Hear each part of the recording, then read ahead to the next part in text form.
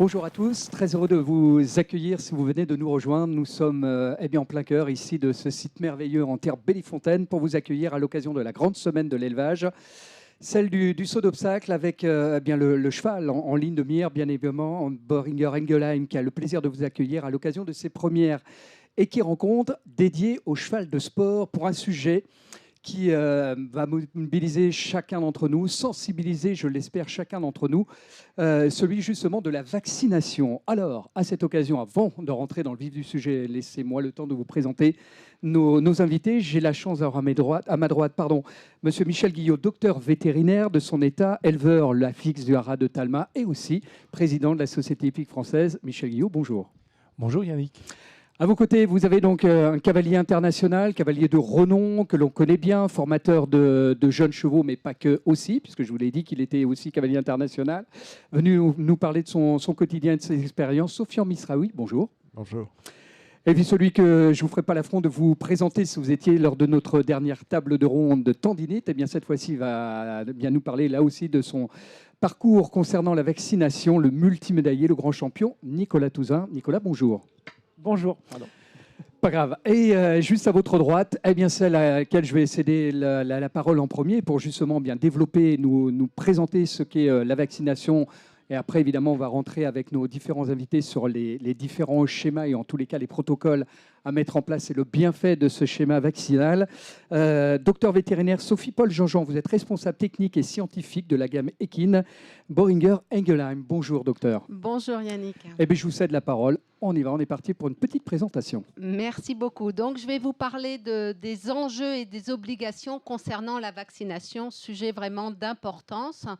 Donc, on va partir du constat de ces épizooties, c'est-à-dire ces épidémies très fréquentes, malheureusement, chez les chevaux ces dernières années. Donc, une des solutions, c'est bien la vaccination. Et après, on verra qu'est-ce qu'il faut faire à l'échelle de la filière équine et quelles sont les obligations réglementaires. Donc, ces épizooties fréquentes, vous savez qu'on a eu de la grippe équine en 2018-2019, puis 2023. On avait eu un premier foyer fin novembre 2018 avec un cheval suédois qui venait des Pays-Bas, qui a amené la grippe en France. Et puis, ça s'est diffusé en Europe avec de nombreux pays affectés. Et on avait une souche particulièrement virulente, un virus de la sous-lignée CLAD1. Je vous expliquerai pourquoi c'est important. Et on sait, par exemple, en Angleterre, l'impact financier a été majeur parce que, par exemple, on a eu un arrêt des courses. Et puis, par contre, malgré l'augmentation des cas de grippe équine en France, on a pu démontrer quand même l'effet bénéfique de la vaccination, notamment par la réduction des signes cliniques et la maîtrise en France des foyers de grippe. Si on parle de la tristement célèbre épizootie de Valence en 2021, là on parle de la rhinopneumonie, qui est une maladie virale. Donc en France, on a eu plusieurs foyers avec majoritairement des symptômes respiratoires ou uniquement de la fièvre. On a eu parfois des signes neurologiques. Par contre, on a eu des foyers vraiment confirmés dans 10 pays et malheureusement, on se souvient qu'on a eu 18 chevaux à l'étranger qui sont morts ou qui ont dû être euthanasiés à cause de cette forme nerveuse de la rhinopneumonie. Et on sait que les transports sont vraiment un élément de risque avéré dans toute la filière. Et la FEI a dû annuler des événements dans 11 pays européens. Donc un impact personnel et financier au niveau de la filière vraiment majeur. Donc, qu'est-ce qu'on peut faire pour éviter ces épizooties, ces épidémies? C'est de vacciner nos chevaux.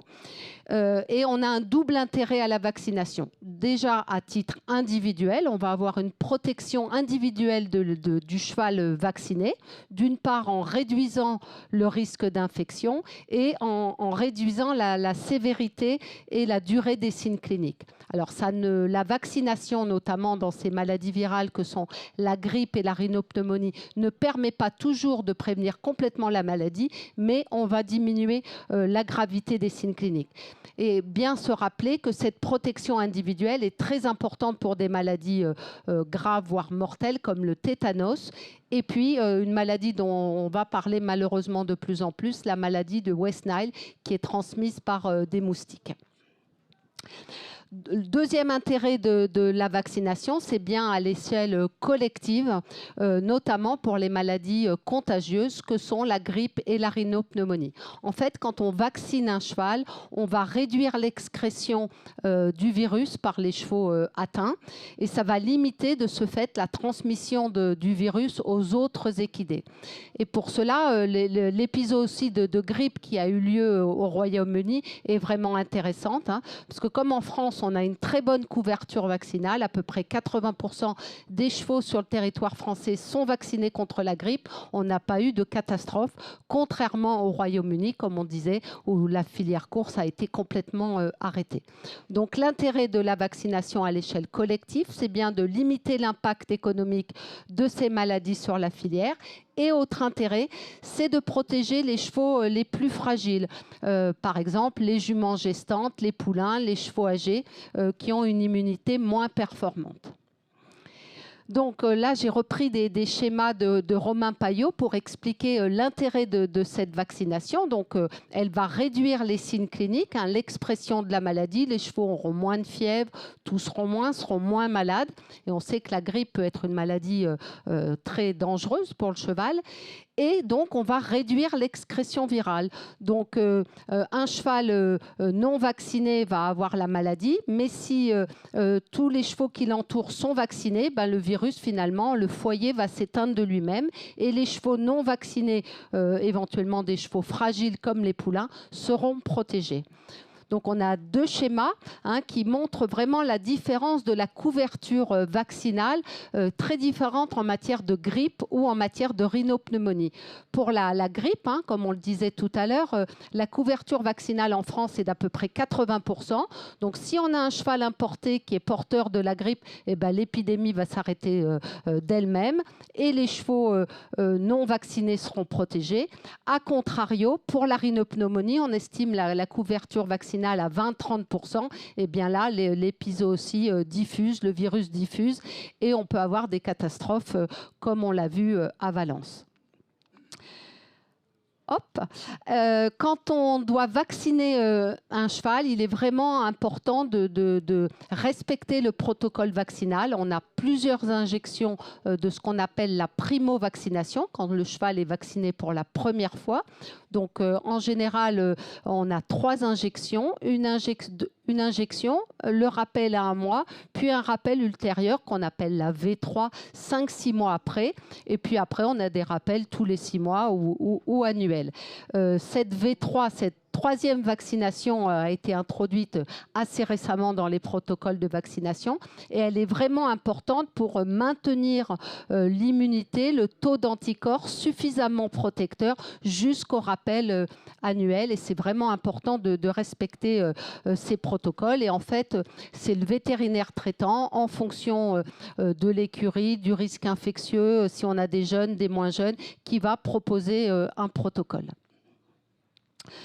Alors, concernant le virus de la grippe, c'est intéressant aussi de savoir que c'est un virus qui subit une dérive antigénique. C'est un virus qui mute moins fréquemment que le virus humain, mais quand même, on a des mutations génétiques et on sait qu'actuellement, c'est les virus de la lignée américaine qui circulent en Europe avec 2 sous-lignées, les fameuses clade 1 et clade 2. Et c'est important que les vaccins avec lesquels on vaccine nos chevaux contiennent ces 2 valences, clade 1, clade 2, pour assurer une protection maximale à tous nos animaux. Et donc, comme ce virus mute lentement mais régulièrement, on sait que les vaccins du futur se réadapteront à cette dérive antigénique. Donc, qu'est-ce qu'on peut faire à l'échelle de la filière et de son écurie? Bien, effectivement, c'est de proposer des obligations réglementaires pour augmenter cette couverture vaccinale. Et puis, tout un chacun dans son écurie doit vacciner ses chevaux. Alors, on a des protocoles pour la grippe, par exemple, concernant la SHF. Donc, c'est 2 injections globalement à un mois d'intervalle entre 21 et 60 jours. Et ce rappel obligatoire 5-6 mois après, entre 5 et 6 mois, et après des rappels annuels. Donc ça, c'est un protocole qui existe depuis longtemps. Et là, il faut saluer l'obligation en matière de rhinopneumonie, parce qu'on veut éviter ces épidémies. Et donc, la SHF a rendu obligatoire la vaccination contre la rhino, qui est protocole qui est calqué sur celui de la grippe. 2 injections à un mois d'intervalle et un rappel entre 120 et 180 jours et après des rappels annuels. Donc, ce protocole est obligatoire pour les jeunes chevaux de 0 à 6 ans, les foals sevrés, les poulinières et les porteuses. C'est vraiment important de respecter ce protocole. Et en matière de rhinopneumonie, on peut rappeler qu'on a une forme abortive. Les juments vont avorter en fin de gestation si elles ne sont pas vaccinées. Et ça peut être catastrophique pour l'élevage quand toutes les poulinières avortent les unes après les autres. Voilà, concernant le gérant de l'écurie, avant de procéder à la vaccination par le vétérinaire, on va vérifier l'état de santé du cheval et idéalement, il faut programmer ces vaccinations avec le vétérinaire en dehors des périodes de stress. Les épreuves, le sevrage, un transport, un changement d'écurie et bien sûr faire le protocole, au moins les 2 premières injections, bien en amont de la période à risque et bien sûr pas de traitement immunosuppresseur concomitant, le tout pour que l'immunité se mette en place de manière optimale. Donc la responsabilité du gérant d'écurie, c'est bien de suivre bien les carnets de vaccination et de savoir à quel moment appeler son vétérinaire. Voilà, donc en conclusion, ce qu'il faut retenir, c'est que la vaccination, c'est vraiment un outil essentiel de prévention au niveau individuel, mais bien sûr au niveau collectif. C'est vraiment l'objectif, c'est d'augmenter la couverture vaccinale des chevaux en France et de bien suivre les protocoles. Ça n'est pas le seul pilier de prévention des maladies contagieuses. On a effectivement des mesures de biosécurité quand on introduit un nouveau cheval, la conduite de l'élevage, les mesures d'hygiène et quand les chevaux malheureusement sont malades, de bien les isoler et de suivre ces mesures de biosécurité. Voilà.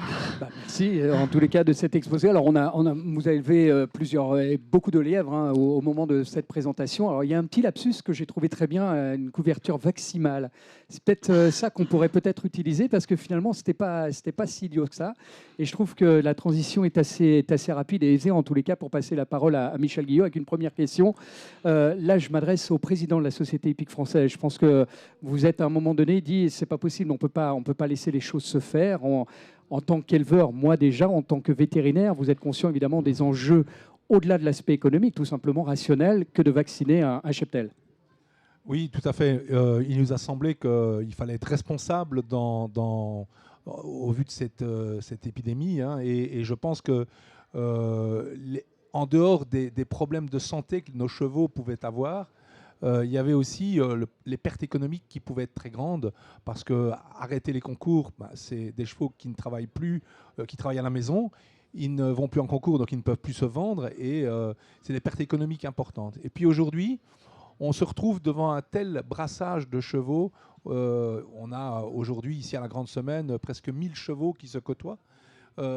C'est quand même des risques et je pense qu'il fallait être responsable pour dire on arrête ça et on impose cette vaccination en espérant que derrière nous ça fasse tache d'huile et que la Fédération française d'équitation, la FEI, prenne ses responsabilités aussi et impose cette vaccination-là. Je pense que c'était important. Alors effectivement, je suis vétérinaire et ça a peut-être joué un rôle, mais je pense que au sein de la SHF, tout le conseil d'administration était vraiment partant pour l'imposer, et je crois que c'est une bonne chose.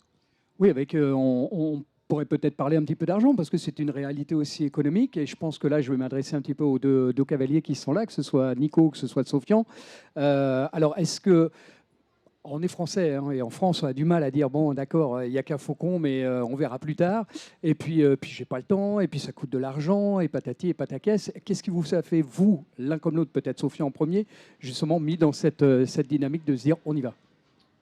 Bon, déjà, pour moi, personnellement, c'est la diversité de mon activité entre les concours internationaux, les concours jeunes chevaux, et en plus, on a aussi de l'élevage à la maison. Donc, nous, on était déjà habitués, donc je parle vraiment pour la rhinopneumonie, hein, pour la vaccination de la rhino en plus. On avait déjà l'habitude de vacciner nos poulinières pour les causes d'avortement qu'on avait abordées. Et en plus, la question s'est plus posée quand à Valence, il y a eu l'épidémie. Parce que nous, on allait bien sûr recroiser les chevaux forcément qui étaient à ce concours-là ou ensuite continuer sur ce circuit. Donc, entre toutes les compétitions, les déplacements et tout qu'on fait, et on a déjà l'habitude de s'organiser autour de vaccinations comme la grippe annuelle et à 6 mois parce qu'on fait aussi les internationaux. Intégrer la rhino, c'était pas non plus très compliqué dans notre fonctionnement et essentiel pour toute notre activité, quoi. Donc, Pour vous aussi, donc Nicolas, c'est la palissade que de vacciner. Oui, bah, toutes les raisons ont été données. C'est évident qu'on bouge beaucoup, on change de pays, les chevaux sont de plus en plus déplacés, mélangés. Donc évidemment, il faut se protéger. Alors c'est vrai que c'est un petit peu perturbant dans l'organisation. Après, une fois que c'est mis en place et qu'on prend nos habitudes, moi alors après c'est pareil. Moi, j'ai pas beaucoup de chevaux, donc ça a été assez facile à mettre en place, mais ça me paraît une logique par rapport à l'évolution. Tout évolue, tout avance, tout change. Il faut suivre le mouvement. Et aujourd'hui, on se retrouve avec il y a de plus en plus de gros concours. Il y a de moins en moins de compétitions, mais sur des sites de plus en plus gros, avec de plus en plus de chevaux, de plus en plus de carrières. Tout va dans ce sens-là. Donc, voilà, la vaccination, ça va dans le mouvement de l'évolution, je pense. Comment vous êtes organisé? Alors tiens, par exemple, Sofian, puisque si votre écurie n'est pas la même, en tous les cas, je sais que vous avez beaucoup de chevaux à la maison. Vous avez Est-ce qu'aujourd'hui les outils, est-ce qu'on peut imaginer des outils d'ailleurs pour vous aider dans ce sens? Est-ce qu'il ne faudrait pas une application? Est-ce qu'il ne faudrait pas là aussi mettre en relation le carnet de vaccination qui pourrait être numérisé et puis avec un système d'automatisation de la vaccination? oui, c'est vrai, c'est une bonne idée. Je me demande si ça n'existe pas dans certaines applications de gestion d'écurie, c'est pas impossible. Après, moi, j'ai la chance d'avoir une femme qui est très très organisée et très très assidue là-dessus. Et ok, on fait très attention. On a très souvent des vétos à la maison, parce qu'on fait aussi de l'élevage, donc avec les suivis de gestation, etc. On est toujours H24 en relation avec nos vétérinaires, que ce soit pour le sport, et puis, chaque semaine, on part au concours, chaque semaine, on vérifie est-ce que celui-là est dans les dates. Donc, maintenant, ça fait vraiment partie de notre culture, comme on met la selle dans le camion, on regarde la vaccination de nos chevaux. Ça arrive de moins en moins qu'aujourd'hui, vous arrivez au concours, on a une visite vétérinaire quand vous faites les CSI, que la personne soit à 3 mois de la vaccination. Ok, ça arrive, je crois quasiment presque plus, quoi, parce que aussi tout s'est beaucoup professionnalisé et rentrer quelque chose comme la rhino en plus là-dedans, je pense pas. Surtout qu'on peut vraiment le schéma est le même, donc on peut le calquer et le faire au même moment que quand on vaccinait la grippe. Donc Oui, on peut mettre les deux produits ensemble. Alors, on ne va pas les mélanger dans la même c'est pas ce que seringue, j'ai mais dit, on oui. va faire 2 injections séparées le même jour, tout Le à même fait. jour, voilà, c'est tout à fait possible. Donc ça semble assez donc ça se joue. facile. Ok, c'est comme disait Nicolas, c'est une organisation, c'est sûr. Nous, on a aussi beaucoup de chevaux, mais voilà, si on a envie de continuer à faire ce qu'on fait là avec beaucoup de monde, avec beaucoup de chevaux, tant mieux qu'il y ait de plus en plus de personnes dans ce milieu et dans cette activité. Mais c'est sûr que ça demande des responsabilités en plus, quoi, c'est tout. Mais Et pour vous, dans votre quotidien, on le disait tout à l'heure, on l'a même passé peut-être un petit peu vite dans votre présentation, en tous les cas, mais on parlait justement des juments gestantes. C'est vrai que le fait d'avorter, là aussi, on parlait d'une réalité économique. Donc pour quelques euros, et je peux comprendre que c'est une somme, finalement, il y a un choix qui ne se pose même pas. Non, mais je crois que celui qui a eu la malchance d'avoir des avortements à cause de la rhinopneumonie, je pense qu'il l'oublie à aucun moment de sa vie. Moi, je me souviens, jeune éleveur, quand j'ai commencé, j'ai ouvert mon centre d'insémination et l'année qui a suivi, enfin l'hiver qui a suivi, j'ai eu 4 avortements sur 4. En 2 jours de temps, les juments ont déballé tout. Ça m'a vraiment marqué et je pense que je risque pas de l'oublier, quoi. Donc aujourd'hui, on entend encore des élevages de 10, 12 poulinières et les 12 juments avortent. Donc c'est quand même très pénalisant. Il faut se dire que aujourd'hui, on a beaucoup de transferts d'embryons. Hein. Les gens veulent être bons sur tous les plans, donc ils font de l'élevage, du sport en même temps. Les meilleures juments, elles vont dans les centres de transfert d'embryons, et donc elles ont été en concours le week-end, elles repartent dans les centres de transfert. Donc il y a un mélange entre les chevaux d'élevage, les chevaux de concours, et les virus, ils ne s'arrêtent pas à la porte des écuries. Donc effectivement, c'est quand même un risque. Il y a une période idéale pour justement, alors peut-être répondre juste à des problématiques en se disant j'ai pas le temps, c'est pas le moment. On sait que, on en parlait tout à l'heure, la trêve hivernale est de plus en plus courte, voire des fois inexistante. Est-ce qu'il y a un bon moment pour le faire ? Ça, c'est nos cavaliers qui vont nous le dire, mais effectivement, il s'agit de vacciner bien en amont des périodes à risque. Déjà, légalement, on ne peut pas vacciner dans les 7 jours qui précèdent une épreuve, mais même c'est un peu court. Idéalement, c'est bien de vacciner quand on le peut, les chevaux, quand ils sont au repos et que la saison de concours n'a pas recommencé. Je ne sais pas quelle est votre attitude par rapport à ça. Nous, en complet, la saison va de mars à octobre. Donc, on a une période creuse novembre, décembre, janvier, février. Donc, moi, je cale toujours mes vaccins sur fin décembre, début janvier. Et puis ensuite, donc celui-là, je ne me pose pas la question parce que c'est une période où je n'ai pas d'obligation de compétition dans les jours qui suivent. Et ensuite, les rappels à 6 mois se font du coup fin juin, début juillet. Et là, j'essaye d'anticiper par rapport au concours de mes chevaux pour ne pas les perturber parce qu'on peut avoir quelques signes après les vaccinations, quelques réactions dans la semaine qui suit. Donc c'est simple. Pour moi, c'est vraiment ça qu'il faut anticiper. Et j'essaye de caler ça par rapport au programme. En dédramatisant justement les réactions vaccinales. Encore une fois, c'est quoi les signes cliniques qu'on peut avoir ? C'est un peu de fièvre ? Alors, on peut avoir un petit peu de fièvre, un petit peu de raideur au site d'injection, parfois une réaction un peu générale, des chevaux un petit peu abattus, ça c'est la grande, et puis un œdème, c'est ça au niveau du site d'injection. Ça c'est l'immense majorité des réactions qui restent rares. Puis dans certains cas, ça peut être plus embêtant, mais ça fait partie du processus de vaccination. Quand on injecte un vaccin, on a vraiment une stimulation antigénique et une réaction immunitaire inflammatoire qui se met en place. Donc, mais qui ne dure que quelques jours, qui n'est pas pénalisante. Voilà, on va pas laisser le cheval immobilisé pendant des mois par rapport à cela. Non, pas du tout. Je pense que un vaccin, on essaye toujours de regarder par rapport aux périodes de concours, Nicolas l'a très bien dit, mais je pense que quand les chevaux sont abattus, ça ne dure pas plus de 48 heures. Mais nous aussi, quand on a des vaccins, on a un peu mal à l'épaule et pendant un jour, donc c'est quelque chose d'assez classique qui ne doit pas nous faire peur. Il faut juste anticiper, comme l'a bien dit Nicolas, quoi. Je crois que c'est ça ce qu'il faut retenir. Je pense qu'on a quasiment fait le tour de ce sujet qui peut amener aussi à débat. Et évidemment, on peut l'entendre. Je crois qu'aujourd'hui, c'est surtout du bon sens, Michel, sur le principe. En tous les cas, vous avez pris cette décision bien au-delà du fait que d'être président de la SHF. Et chacun d'entre nous, puisque vous le disiez tout à l'heure, et alors si on peut prendre un exemple qui nous aura tous marqué, c'est l'époque du Covid.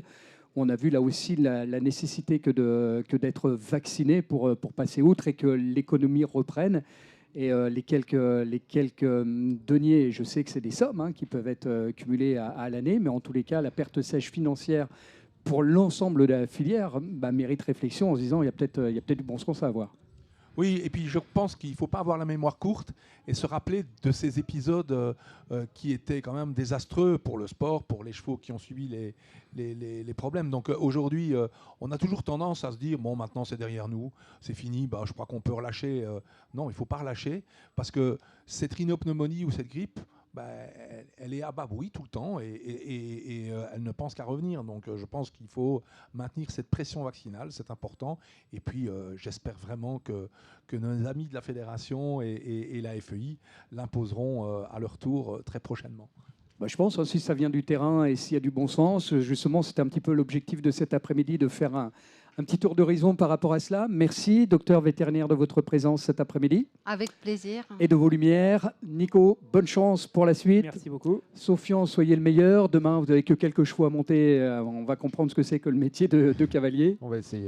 Bonne chance en tous les cas. Et Président, merci de votre présence en tous les cas. Merci. Et bravo à vos équipes. Merci à chacun d'entre vous. Voilà Breuninger Egelheim qui vous aura permis justement de suivre avec nous tous donc ce parcours qu'on va appeler tout simplement Vaccimal. Je crois que c'était pas mal. Merci de votre attention. À très bientôt.